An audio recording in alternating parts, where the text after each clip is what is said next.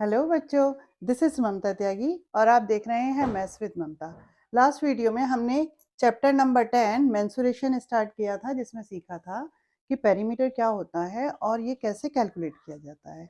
आज हम सीखने जा रहे हैं, इसी चैप्टर को कंटिन्यू करेंगे और सीखेंगे कि एरिया क्या होता है और ये कैसे कैलकुलेट किया जाता है। ओके, चलिए तो सबसे पहले आज हम शुरू करते हैं एरिया। एरिया क्या होता है?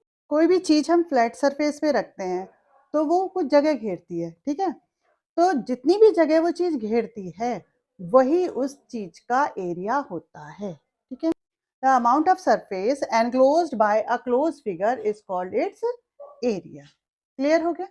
चलिए, अब मान लीजिए ये छोटा सर्कल है और ये बड़ा सर्कल है, ये छोटा ट्रायंगल है और ये बड़ा ट्रायंगल है। इस सरफेस के ऊपर इस सर्कल ने कितना एरिया घेरा है?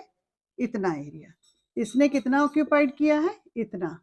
तो इस वाले सर्कल का एरिया ज्यादा है या इस वाले सर्कल का एरिया ज्यादा है? अंडरस्टूड है कि जो बड़ा वाला सर्कल है उसका एरिया ज्यादा है, ठीक है। ऐसे ही इसका एरिया कम है और इस वाले ट्रायंगल का एरिया ज्यादा है।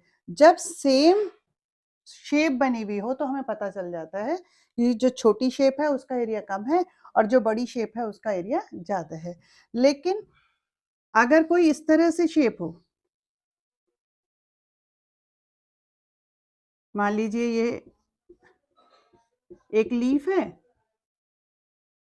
और एक ये कुछ भी शेप है, तो हम जानना चाहें अगर कि इसका एरिया ज्यादा है या इसका एरिया ज्यादा है तो हम नहीं पता कर पाएंगे। अगर सेम चीज होती कि छोटी लीफ और बड़ी लीफ के बारे में पूछा होता तो हम बता देते कि इस वाली लीफ का एरिया कम है, इसका ज्यादा है।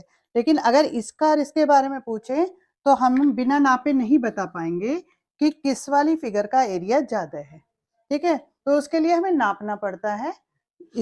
इसका अलग एरिया नापेंगे, इसका अलग एरिया नापेंगे और तब हमें पता चल जाएगा कि किसका एरिया बड़ा है और किसका एरिया छोटा है।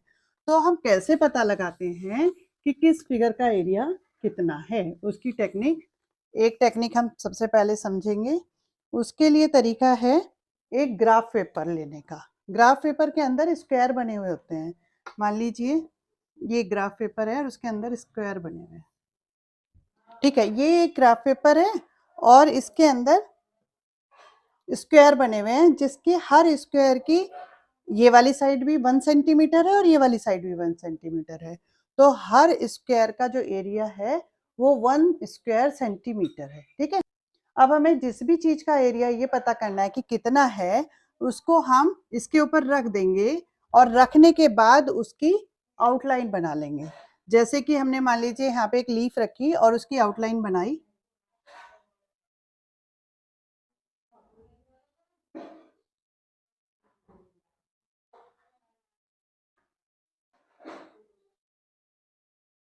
ये आउटलाइन बना ली हमने लीफ की। तो अब हमें ये देखना है कि इस लीफ ने कितने स्क्वायर को कवर कर रखा है, ठीक है। जितने स्क्वायर को इस लीफ ने कवर किया है उतना ही इस लीफ का एरिया है, जितना ऑक्यूपाइड कर लिया है इसने पेपर को। अब देखिए, एक तो ये कंप्लीट ये वाला स्क्वायर है, एक कंप्लीट ये स्क्वायर है, ये स्क्वायर है, ये भी पूरा कंप्लीट स्क्वायर है, ठीक है। लेकिन हम इसे कैसे पता करें कि ये कितना है, ये कितना है, ये इन स्क्वायर के बारे में कैसे करें? ये तो कंप्लीट हो गए, 4 स्क्वायर तो कंप्लीट हो गए जो लीफ ने कवर कर रखे हैं। बाकी की क्या टेक्निक है? बाकी को हमें ये देखना है कि जो हाफ से कम है, हाफ स्क्वायर से कम कवर किया हुआ है उसको इग्नोर कर देंगे। जो हाफ से ज्यादा है उसको 1 मान लेंगे और जो हाफ है उसे हाफ ही मानेंगे। तो हाफ से, ये हाफ से कम है, इसे इग्नोर कर देंगे, ये नहीं काउंट करेंगे, इसको भी काउंट नहीं करेंगे। ये हाफ से हाफ ही है, नहीं हाफ है तो इसको हाफ कर लेंगे।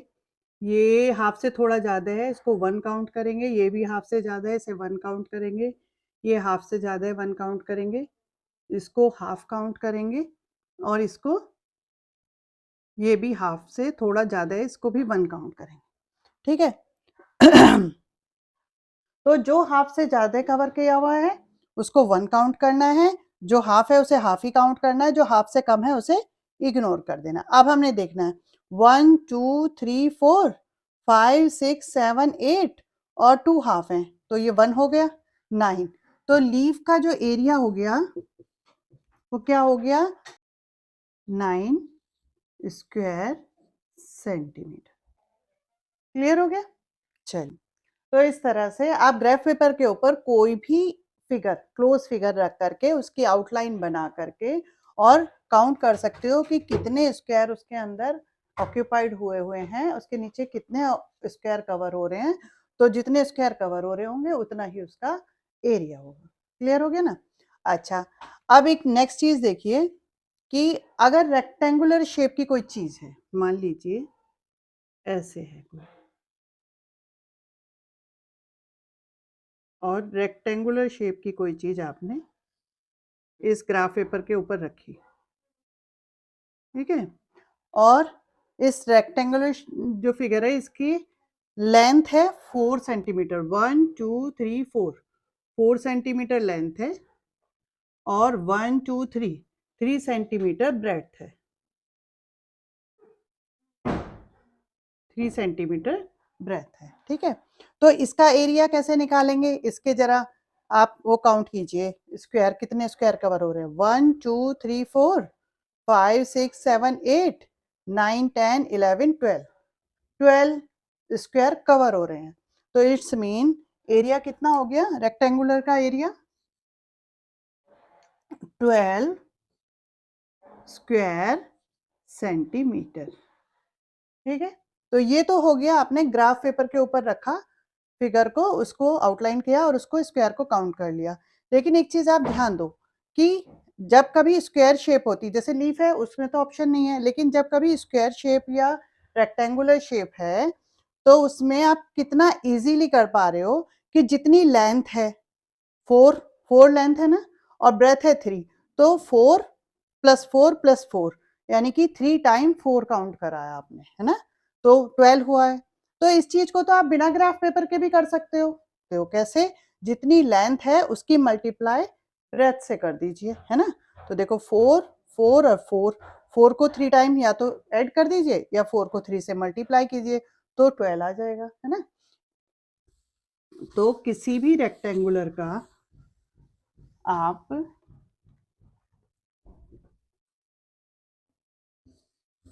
ये रेक्टेंगुलर है, ये 4 सेंटीमीटर है और ये 3 सेंटीमीटर है, ठीक है। इसका एरिया अगर काउंट करना है, ये लेंथ है और ये ब्रेथ है, तो एरिया इज इक्वल टू क्या हो गया, लेंथ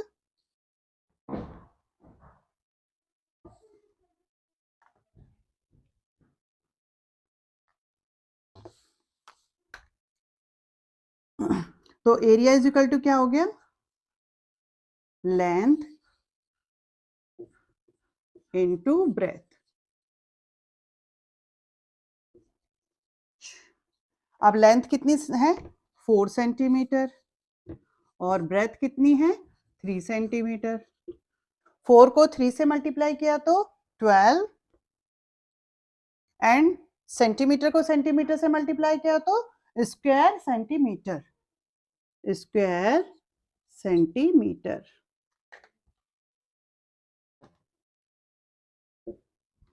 क्लियर हो गया? तो इस तरह से बिना ग्राफ पेपर के आप किसी भी रेक्टेंगुलर फिगर का एरिया काउंट कैलकुलेट कर सकते हो लेंथ और ब्रेथ को मल्टीप्लाई करके। अब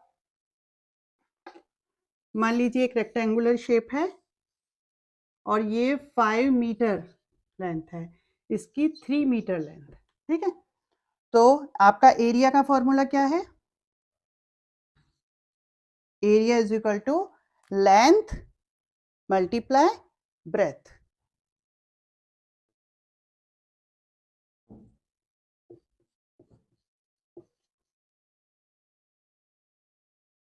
ब्रेथ, अब लेंथ कितनी है 5 मीटर। देखिए आपको यूनिट साथ के साथ लिखनी है, मीटर में है, लेंथ मीटर में है तो मीटर में ही स्क्वायर मीटर में आंसर आएगा। लेंथ और ब्रेथ सेंटीमीटर में होती तो स्क्वायर सेंटीमीटर में आंसर आता, ठीक है। और 3 मीटर है आपकी ब्रेथ, तो 5 को 3 से मल्टीप्लाई किया तो 15 और मीटर को मीटर से मल्टीप्लाई किया तो square metre, square metre. Clear हो गया? तो ये आपका हो गया आंसर। तो इस तरह से आप किसी भी रेक्टेंगुलर शेप की कोई चीज दी जा रही है और उसका एरिया पूछा जा रहा है, तो जो लेंथ है और जो ब्रेथ है उसे आपस में मल्टीप्लाई कर दीजिए, तो आपके पास आंसर आ जाएगा। क्लियर? इसी तरह से अगर किसी स्क्वायर का आपको एरिया काउंट करना हो, कैलकुलेट करना हो, तो कैसे करोगे? मान लीजिए ये स्क्वायर है, स्क्वायर का मतलब ये होता है उसकी लेंथ और ब्रेथ सब इक्वल होती है, सारी साइड आपस में इक्वल होती हैं। अगर ये 5 सेंटीमीटर है तो ये भी 5 सेंटीमीटर है, और ये तो 5 सेंटीमीटर होगी ही होगी। ठीक है, तो ये सारी साइड्स आपस में इक्वल होती है, इसे बोलते हैं स्क्वायर। अब इसका आपको एरिया निकालना है, तो area is equal to side multiply side, क्योंकि लेंथ और ब्रेथ अलग अलग बोलने की जरूरत नहीं है, सब इक्वल ही है, तो इसको क्या बोलते हैं? Side multiply side. ठीक है, तो साइड क्या है? 5 सेंटीमीटर और 5 सेंटीमीटर। क्लियर? तो 5 की 5 से मल्टीप्लाई किए तो 25, और सेंटीमीटर को सेंटीमीटर से मल्टीप्लाई किया तो स्क्वायर सेंटीमीटर। क्लियर हो गया? एक एग्जाम्पल और स्क्वायर का देख लीजिए। मान लीजिए ये 8 मीटर है और ये वाली साइड भी 8 मीटर है, और ये स्क्वायर है जिसकी साइड 8 मीटर है। ठीक है, तो इसका एरिया क्या हो गया?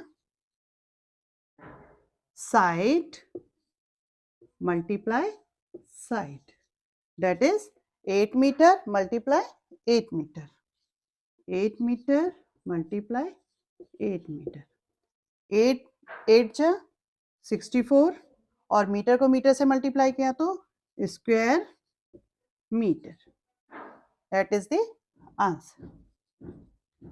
क्लियर हो गया?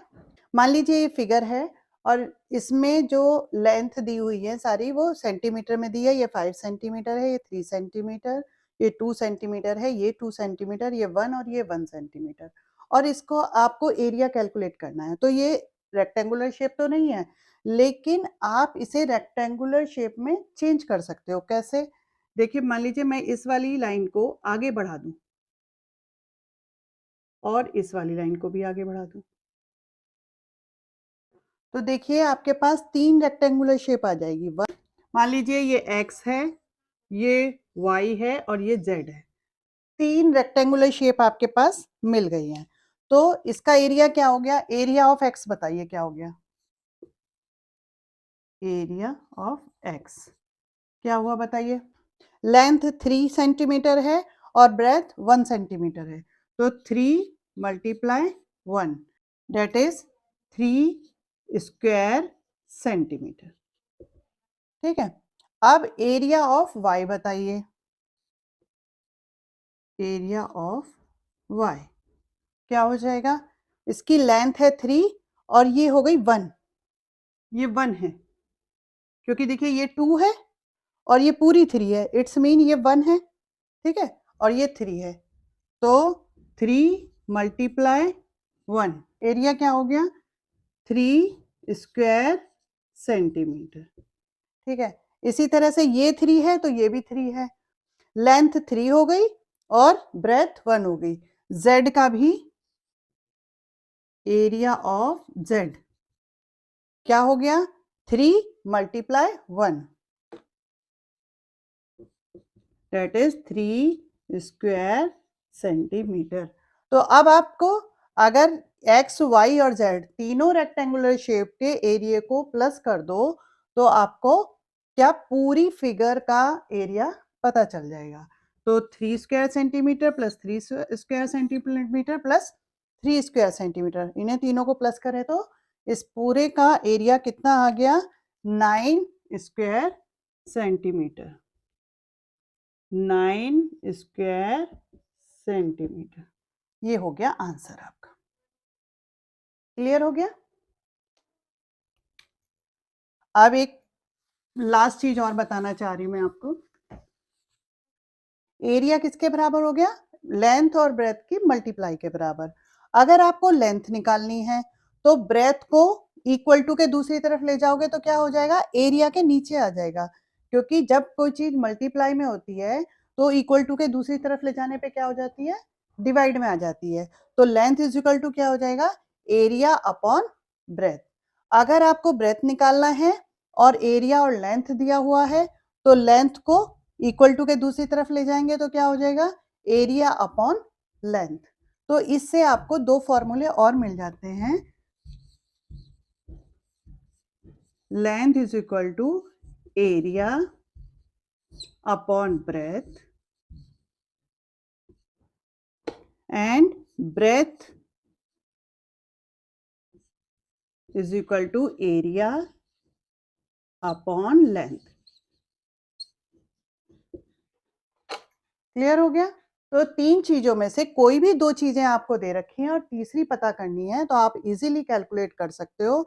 अगर लेंथ और ब्रेथ दे रखी है और एरिया पूछा है तो आप दोनों की मल्टीप्लाई करके एरिया कैलकुलेट कर सकते हो। अगर एरिया और ब्रेथ दे रखी है और लेंथ पूछी है तो आप एरिया को ब्रेथ से डिवाइड करके कैलकुलेट कर सकते हो। अगर एरिया और लेंथ दे रखी है और ब्रेथ पूछी है तो आप एरिया को लेंथ से डिवाइड करके ब्रेथ को कैलकुलेट कर सकते हो। आई होप आपको क्लियर हो गया होगा। कुछ क्वेरी हो तो आप कमेंट बॉक्स में मुझसे पूछ सकते हैं। और इस वीडियो में इतना ही, मिलते हैं नेक्स्ट वीडियो में। Thank you.